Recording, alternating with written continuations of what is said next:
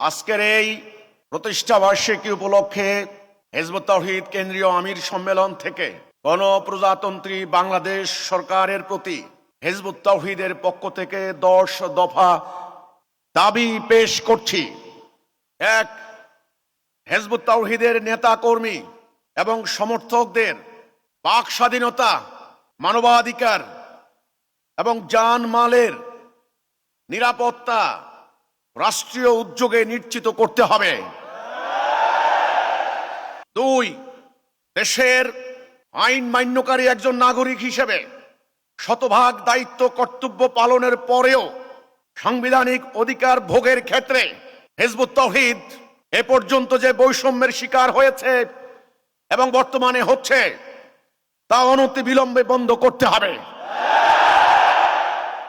3, প্রশাসনের সকল স্তরের কর্মকর্তাদের ব্যক্তিগত ধ্যান ধারণা, বাদ মতবাদ এবং দৃষ্টিভঙ্গির ঊর্ধ্বে উঠে হিজবুত তাওহীদের সদস্যদের সঙ্গে পেশাদার আচরণ করতে হবে। 4, বিগত 30 বছরে হিজবুত তাওহীদের সদস্যদের আইনের প্রতি অসীম শ্রদ্ধা, দেশপ্রেম, নীতি নৈতিকতা ইত্যাদি পর্যবেক্ষণ সাপেক্ষে এই আন্দোলনের বিষয়ে সরকারকে একটি সুনির্দিষ্ট অবস্থান অর্থাৎ কনস্ট্যান্ট পলিসি গ্রহণ করতে হবে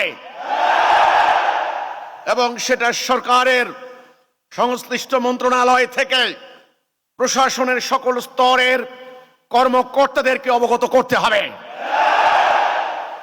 5, কোন উস্কানিদাতা, হুমকিদাতা বা উগ্রবাদী ব্যক্তি এবং গোষ্ঠীর চাপে হিজবুত তাওহীদের সদস্যদেরকে সভা সমাবেশের অধিকার থেকে বঞ্চিত করা যাবে না।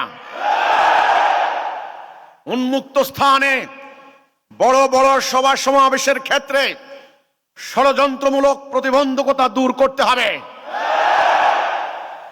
6, ওয়াজ মাহফিলের মতো ধর্মীয় সমাবেশের মঞ্চকে কাজে লাগিয়ে যেই সমস্ত চিহ্নিত বক্তা হিজবুত তাওহীদের বিরুদ্ধে মিথ্যাচার করেন, গুজব রটায়, হামলার উস্কানি এবং হুমকি দেয়, তাদেরকে তাৎক্ষণিকভাবেই আইনের আওতায় আনতে হবে। 7, বাংলাদেশ দণ্ডবিধির 1860 সালের 96 থেকে 106 ধারায় যে আত্মরক্ষার অধিকার রয়েছে, ব্যক্তি আক্রান্ত হলে নিজের দেহ, জীবন, সম্পত্তি রক্ষার জন্য যুক্তিসঙ্গত সীমার মধ্যে বল প্রয়োগ করতে পারে, আমরা সেই আত্মরক্ষার পূর্ণ অধিকার চাই। বিগত দিনে অধিকাংশ ক্ষেত্রে আমরা আক্রান্ত হওয়ার পর আমাদেরকেই উল্টো গ্রেপ্তার করে মামলা দেওয়া হয়েছে। এই রাষ্ট্রীয় বিচার বন্ধ করতে হবে।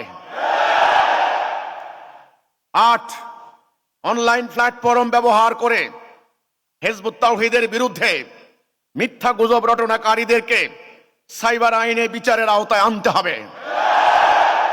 9, কোথাও হিজবুত তাওহীদের সদস্যর উপর হামলার আশঙ্কা থাকলে আমরা যখন জানমাল সুরক্ষার জন্য আইনের দ্বারস্থ হই তখন দ্রুত ব্যবস্থা গ্রহণ করতে হবে।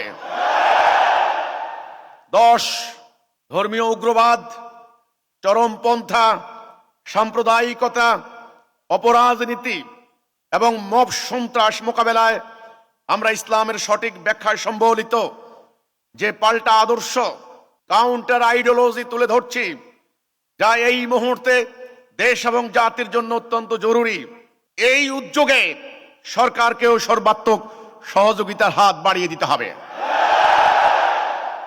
সর্বশেষ সামারি করে বলছি, আমাদের বাক স্বাধীনতা, আমাদের মানবাধিকার, আমাদের ব্যক্তি অধিকার ইত্যাদিকে সরকার বলবৎ করতে হবে।